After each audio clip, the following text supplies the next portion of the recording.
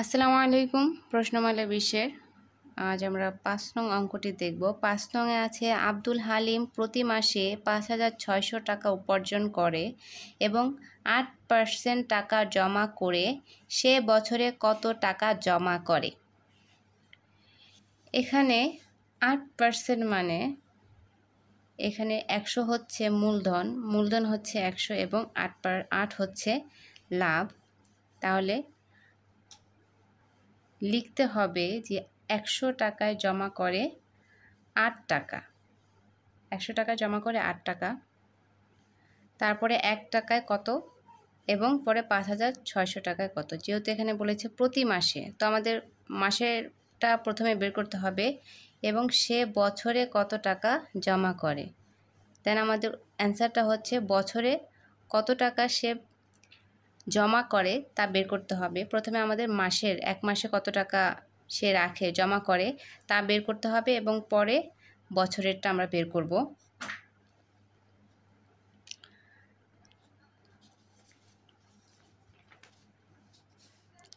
তাহলে 100 টাকায় জমা করে 8 টাকা। সুতরাং 1 টাকায় জমা করে 8/100 টাকা। সুতরাং 5,600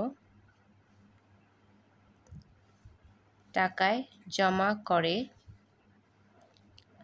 8 গুণন 5,600 ভাগ 100 টাকা। এখন যদি কাটাকাটি করি, 100 দিয়ে 5,600 কাটাকাটি করলে 56, 2টা শূন্য কাটা যায়। এখন 8 আর 56 গুণ করতে হবে। 6 8 48, 48-এর 8 হাতে আছে 4, 5 8 40 আর 4 হচ্ছে 44 টাকা। এক মাসে জমা করে 448 টাকা। যেহেতু আমাদের বলেছে বছরে সে কত টাকা জমা করে, তো আমরা জানি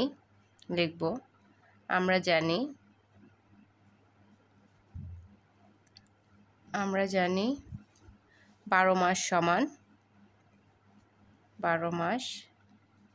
সমান 1 বছর। 1 মাসে টাকা রাখে 448 টাকা। 1 মাসে টাকা জমা করে 448 টাকা। সুতরাং 12 মাসে টাকা জমা করে 448 গুণন 12 টাকা। 448 আর 12 গুণ করব।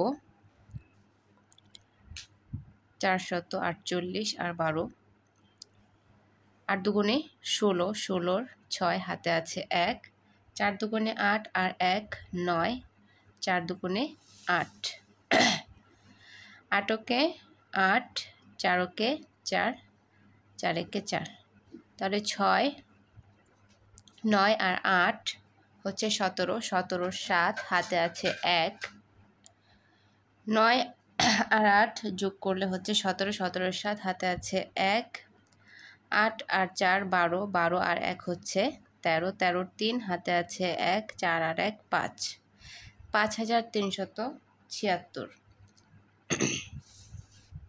গুণ করে পেয়েছি 5,376 টাকা। তাহলে সে এক বছরে 5,376 টাকা জমা করে।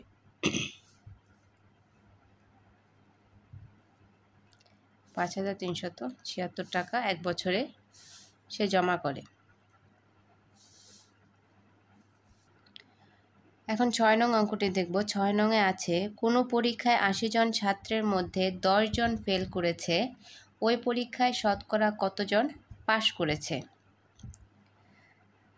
এখানে 100 জনের মধ্যে কতজন পাশ করেছে তা বের করতে হবে। এখানে যেহেতু বলেছে 80 জন ছাত্রের মধ্যে 10 জন ফেল করেছে, তাহলে আমরা 80 জনের মধ্যে কতজন পাশ করেছে তা বের করব। 80 থেকে 10 বিয়োগ দেব। 80 থেকে 10 বিয়োগ দিলে পাশের সংখ্যাটি বের হবে। 80 জনের মধ্যে পাশ করেছে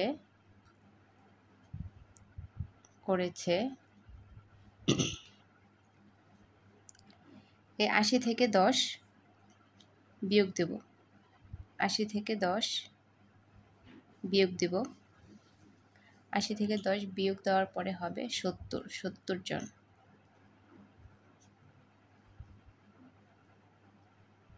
তাহলে 80 জনের মধ্যে পাশ করেছে 70 জন এবং ফেল করেছিল 10 জন।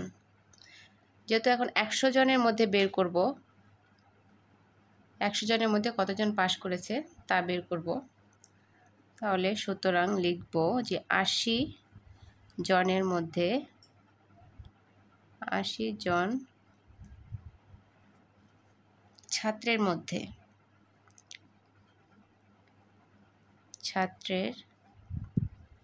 মধ্যে পাশ করেছে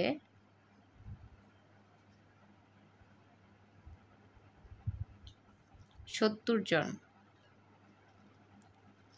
সুতরাং একজন ছাত্রের মধ্যে পাশ করেছে 70 ভাগের 80 জন। এখানে বলেছে শতকরা কতজন, তাহলে 100 জনের মধ্যে দেব। সুতরাং 100 জন ছাত্রের মধ্যে পাশ করেছে 70 গুণন 100 আর নিচে হচ্ছে 80। এখন কাটাকাটি করব। যদি 4 দিয়ে দুটাকে 80 এবং 100 মধ্যে কাটাকাটি যায়, 4 20 হচ্ছে 80 এবং 4 25 হচ্ছে 100। এখন এখান থেকে 20 থেকে একটি শূন্য কাটা দিলে এবং 70 থেকে একটি শূন্য কাটা দিলে এখানে থাকে 2 আর এখানে থাকে হচ্ছে 7। আর কোনোটাতেই কাটা যায় না, কারণ উপরে বেজোড় সংখ্যা আছে দুইটাই, 7 এবং 25। তাহলে 7 গুণন 25 আর নিচে হচ্ছে 2। 5 7 হচ্ছে 5 7 35, 35-এর 5 হাতে আছে 3, 7 দুগুণে 14 আর 3 যোগ করলে 17। 175 ভাগ 2 জন। 175 ভাগের 2 এটি একটি অপ্রকৃত ভগ্নাংশে আছে, এটাকে আমরা মিশ্র ভগ্নাংশে নেব। 2 ভাগ 2 দ্বারা 175কে ভাগ দিব। 8 দুগুণে 16, 17-এর মধ্যে 8 দিয়ে 16 হয় গুণ করলে। 7 থেকে 6 বাদ দিলে 1, 1 থেকে 1 বাদ দিলে 0, 5 নামালে 15 হয়। 7 দুগুণে 14, 15-এর মধ্যে 14 7 বার যায়। 5 থেকে 4 বাদ দিলে 1। তাহলে আমরা যে ভাগফলটা পেয়েছি 87, এটা সমস্তে হবে। তারপর ভাগ চিহ্ন দেব যে সংখ্যা দ্বারা আমরা ভাগ করেছি। এই 2 দ্বারা আমরা ভাগ দিয়েছি 175কে, তাহলে 2-এর নিচে হবে এবং ভাগশেষটা উপরে হবে। 87 সমস্ত 1/2 জন। তাহলে শতকরা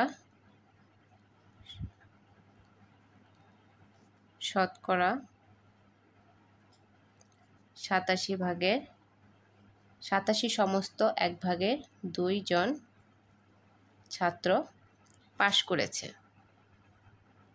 100 এর মধ্যে 87 সমস্ত 1/2 জন ছাত্র পাশ করেছে।